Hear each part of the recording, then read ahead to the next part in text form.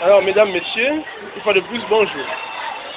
Dans la continuité de ce que nous avons entamé tout à l'heure, à savoir sensibiliser la jeunesse camerounaise en particulier et africaine en général sur ce fléau de la prostitution africaine en Europe, nous allons maintenant, après le témoignage de Poupi, passer au témoignage de Lolita, la Nigériane, toujours avec la collaboration de mademoiselle Yumbi Amina, élève en première C au lycée Jos, membre du club scientifique.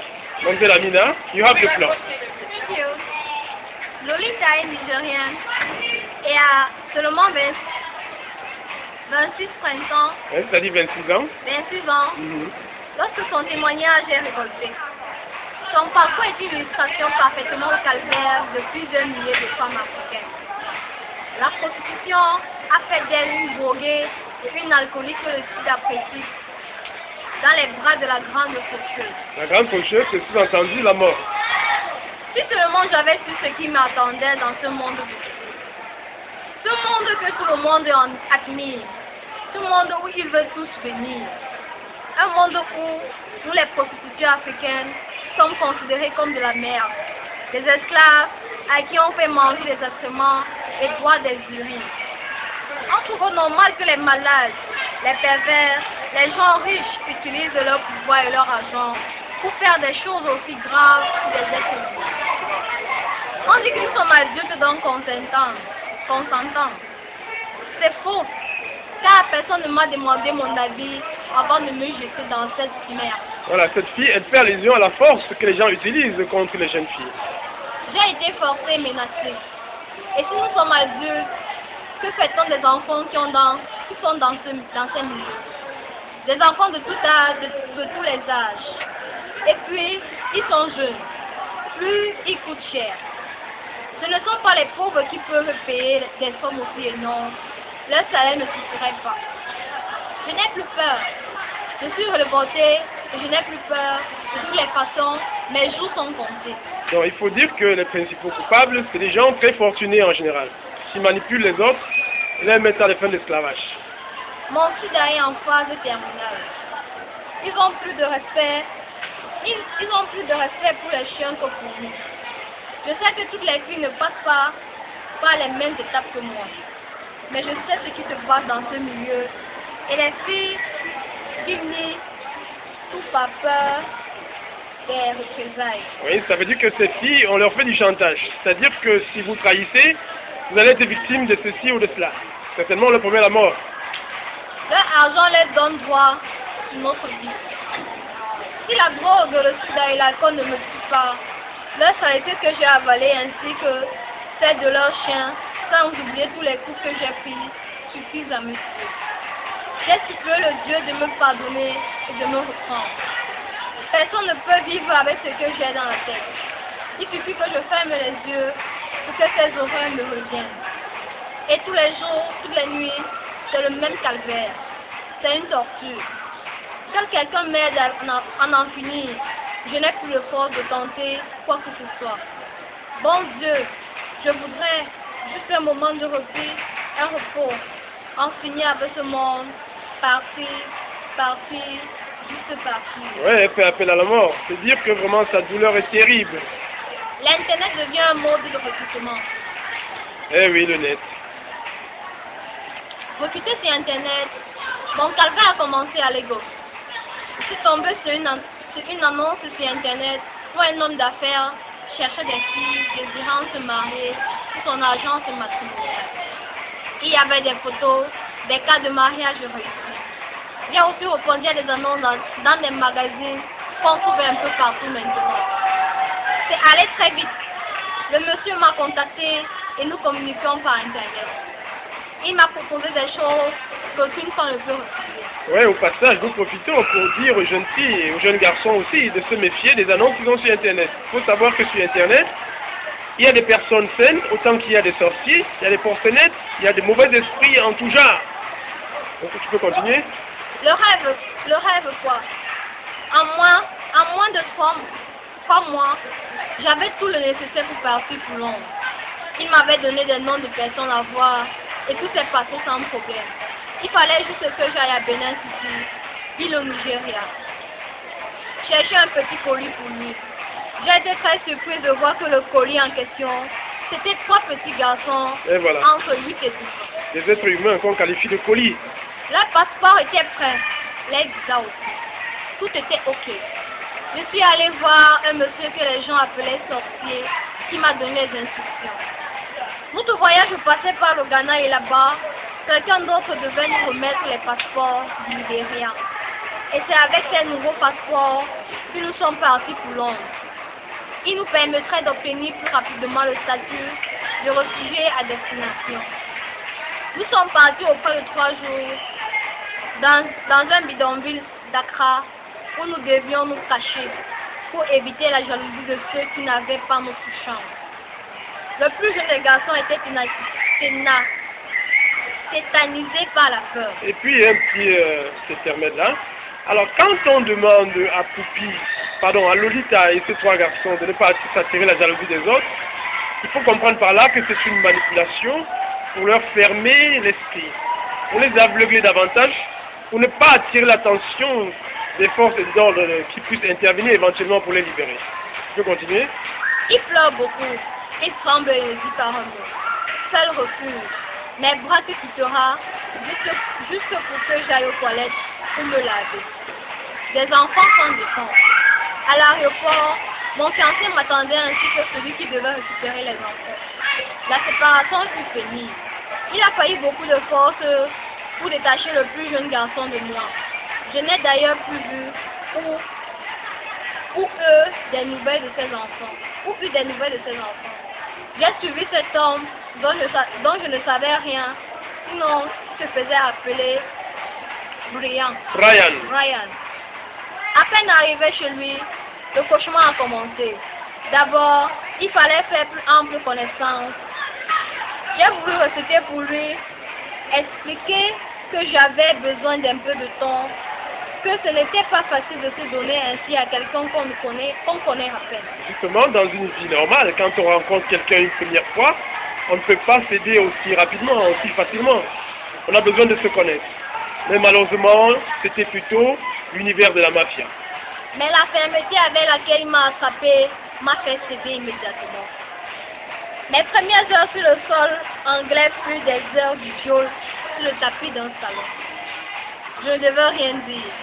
Il se reposait, buvait du whisky et recommençait des choses douloureuses et dégoûtantes dont j'ignorais l'existence. J'ai cru que j'allais mourir. J'étais obligée de faire ce qu'il voulait. Je ne connaissais que lui et il avait pris mes papiers. Après avoir abusé de moi, il m'a demandé de visionner des cassettes où on voyait des filles avec des animaux et il m'a dit de bien regarder ce que font ces filles. Car je devrais en faire autant. Ma venue lui avait coûté beaucoup d'argent et je devais rembourser. Et aussi, comme il est gentil, il va nous trouver des marchés, des tournages et nous partageons l'argent à part égale. Il m'a dit qu'il me donnerait quelque chose pour me donner le courage, car il m'en faudrait. Mais au bout, il y a de l'argent, beaucoup d'argent. Le petit truc pour me donner du courage, c'est de la drogue. C'est ainsi que 3 semaines après mon arrivée sur le sol anglais, je suis devenue actrice des films avec les animaux entre Amsterdam, la capitale des Pays-Bas, Berlin, Paris, Londres et ma résidence. Des femmes et des animaux. 1 à 2 fois par semaine, j'allais dans les studios de tournage ou chez des particuliers tourner cette cochonnerie. Parfois le maître ou des chiens nous rejoignait et ça donnait une scène qui donnait la leçon. Le chien et son maître en même temps, avec l'épouse qui regardait, se amuser en siroquant un cocktail. Alors, mesdames, messieurs, suivez cette scène bizarre. Quelqu'un fait venir un homme qui couche avec sa femme devant lui. En même temps que les animaux. Non, il fait venir une femme. Pendant qu'il couche la femme devant sa femme, en même temps que les chiens, sa femme est assise et elle sirote tranquillement quelque chose. C'est si bizarre vraiment, c'est tellement contradictoire. Dans quel monde on se trouve là aujourd'hui? et on estime qu'on est un monde développé, c'est très grave.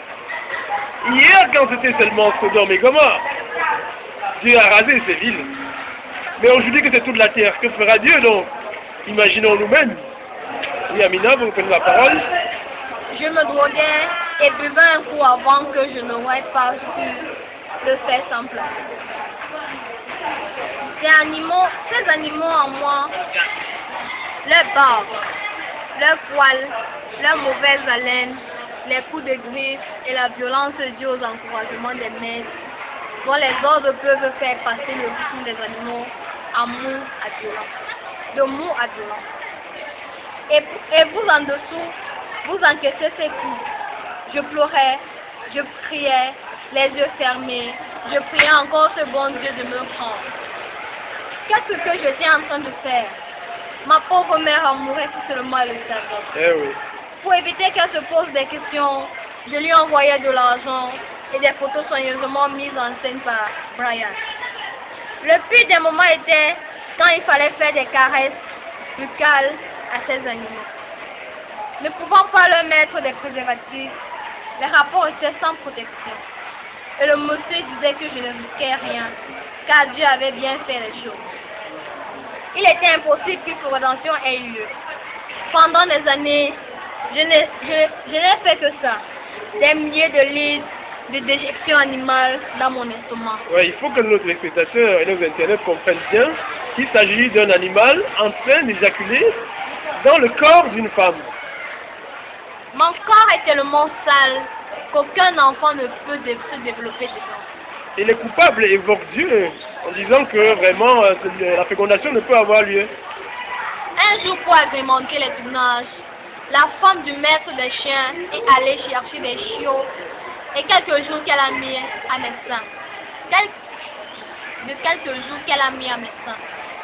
C'était très douloureux car il tirait de tous les forces quand rien ne sortait. Les professionnels revendent ces cassettes par milliers dans le monde et les particuliers se les repassent à l'audition entre soirées avec les amis pervers autour du. Ma famille vit bien et moi je vis avec le sida. Je dois avouer que j'ai eu beaucoup d'argent. J'ai construit chez moi et ma famille vit bien. Je paye la scolarité des plus jeunes et je suis respectée et adulée. Ma famille est fière de moi, car elle ignore. Par gourmandise, j'ai augmenté la cadence de tournage. Cela a aussi augmenté mes revenus, mais aussi les doses de drogue et d'alcool. Pendant des périodes de mort, il me prêtait à un ami dans le sud de la France. Car pendant l'été, dans certains bateaux au nord, au bord de la mer, avec l'arrivée des célébrités, il y a un grand marché de prostituées et de la drogue. Il y a des orgies des nuits entières et ça rapporte gros. Ça permet de changer d'activité et de se faire de l'argent toute la nuit. C'est peut-être là-bas que j'ai contracté le virus du sida. Mais n'étant pas surveillée de façon régulière, la maladie a été découverte trop tard. J'ai été abandonnée sur le plage de Saint-Tropez. Brian a disparu et changé d'adresse. C'est une prostituée polonaise qui m'a aidée, mais comme elle ne pouvait plus assumer mes doses de drogue, en plus de tout ce qu'elle faisait pour moi. Elle m'a présenté à une fille africaine dans le métier qui m'a parlé de cette association qui s'occupe des femmes africaines atteintes de sida. Ma maladie est en phase terminale. Je n'aurai pas 30 ans. Mon corps est recouvert de boutons infectés. Je suis droguée, anorexie, alcoolique. Et il m'arrive encore de faire des passes. Mais je fais attention aux clients qui ne savent rien de ma situation. Je ne les mets pas en danger. C'est pour me payer mes doses de drogue et d'alcool. Je prends ces cochonneries pour accélérer ma faim. Les images me torturent et c'est un poison qui me tue à petit feu. C'est la pire des morts. Qu'est-ce que je regrette d'être venue dans ce monde? Chez moi, je serai sainte, épouse et mère. Merci beaucoup, mademoiselle Yumbi Amina, pour votre contribution à sauver la jeunesse du monde. Merci à Amélie James Kombela. Merci à madame Georgia Sam, qui sont autant de femmes qui se battent tous les jours à travers des associations pour sauver la jeunesse du monde. Mesdames, messieurs, nous ne finirons pas sans demander aux jeunes filles de se méfier des gens qui leur proposent des billets d'avion gratuits afin qu'elle rembourse une fois à l'étranger. C'est un piège mortel dont la centrale panafricaine se donne le devoir d'aviser les jeunes. Mesdames, Messieurs, une fois de plus, merci. Restez à l'écoute de la centrale panafricaine. Au revoir et à la prochaine. Merci.